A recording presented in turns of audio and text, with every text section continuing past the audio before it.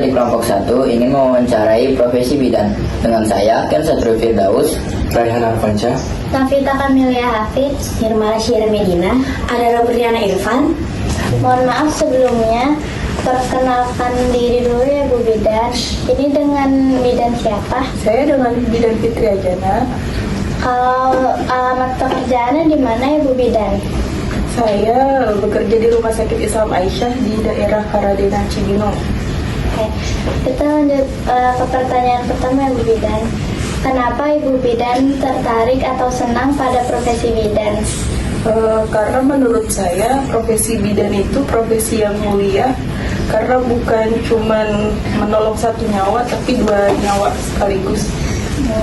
Usaha dan pendidikan apa saja yang telah Bu Bidan lakukan agar bisa menjadi bidan?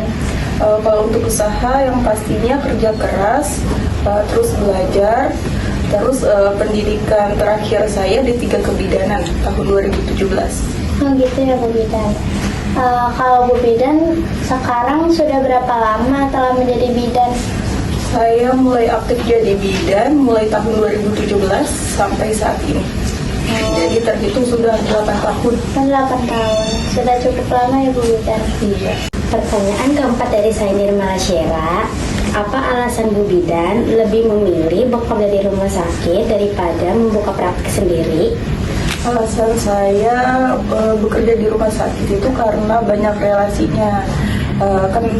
Lingkungannya bukan bidan aja, ada dokter spesialis kandungan, ada perawat. Jadi kalau misalkan sewaktu-waktu saya buka praktik, saya punya relasi untuk masuk ke rumah sakit itu, entah untuk merujuk pasien atau saya minta pertolongan dari dokter spesialisnya. Lalu penanganan seperti apa kalau ada seorang ibu yang kesulitan saat melahirkan? Kalau misalkan kesulitan dalam melahirkan ya, itu beda-beda tergantung dari diagnosanya. Beda diagnosa, beda penanganan. Misalkan kalau misalkan kasusnya perdarahan, itu kita cek dulu perdarahannya dari apa, entah dari robekan jalan lahir atau karena kontraksi rahimnya nggak baik. Nah itu baru penanganannya beda lagi. 7-9 dengan saya Raihan Arfansyah. Apa kesusahan yang Ibu alami selama menjadi bidan? Kesusahan yang saya alami selama menjadi bidan itu ketika saya menemukan pasien yang tidak kooperatif. Oke. Lanjut ke pertanyaan 8. Apa tugas utama bidan serta pasien yang sering Ibu tangani itu seperti apa? Kalau misalkan tugas utama bidan di rumah sakit itu beda-beda tergantung di unit penempatannya. Kebetulan saya ada di bagian unit poliklinik. Jadi tugas saya itu asisten dokter spesialis kandungan, terus menaikkan pasien operasi segera ke ruang operasi, sama menaikkan pasien operasi yang sudah dijadwalkan. Oke. Lanjut ke pertanyaan 9. Bagaimana sikap Ibu dalam menghadapi pasien darurat?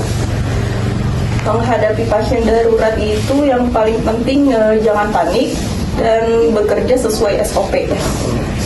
Ke pertanyaan yang ke-10 hingga 11, dengan saya ada Robriana Irfan. Yaitu yang ke-10, pengalaman apa yang paling menyenangkan saat Ibu bidan bekerja? Pengalaman yang paling menyenangkan itu misalkan kita dihargai sama pasien. Jadi pasiennya bilang terima kasih atas apa yang sudah dilakukan sama Bu Bidan. Seperti itu ya. Pertanyaan yang ke-11, bagaimana Ibu bisa membuat pasien lebih tenang sebelum melahirkan? Ini kan karena saya sebenarnya prakteknya di poliklinik. Cuman kalau misalkan pasien di poliklinik sudah selesai, saya pasti ikut nolong ke kamar bersalin.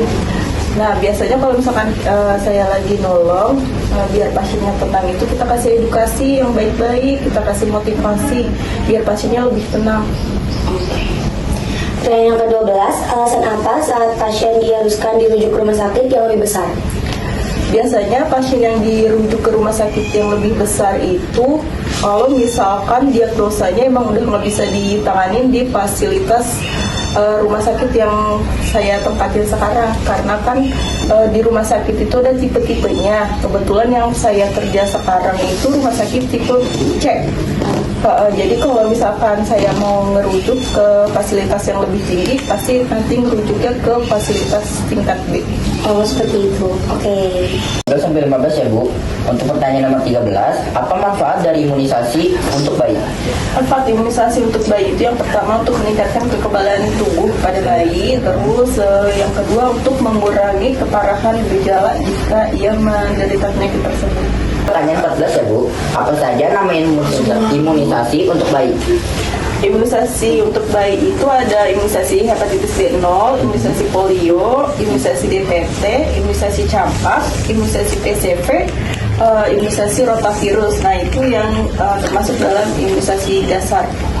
Kira-kira kalau misalkan ada pengumuman dari Posyandu itu imunisasi apa Bu? Biasanya itu imunisasi dasar yang saya sebutkan tadi. Pertanyaan 15, bagaimana caranya ibu memberikan penyuluhan kepada kaum ibu-ibu untuk menggunakan alat kontrasepsi? Biasanya kita kasih edukasi waktu dia kontrol di poli rawat jalan. Biasanya misalkan ibunya itu resiko tinggi, itu pasti kita kasih edukasi untuk di steril sekalian operasi. Itu saja pertanyaan dari kami. Sekian, mohon maaf jika ada kesalahan. Wassalamualaikum warahmatullahi wabarakatuh.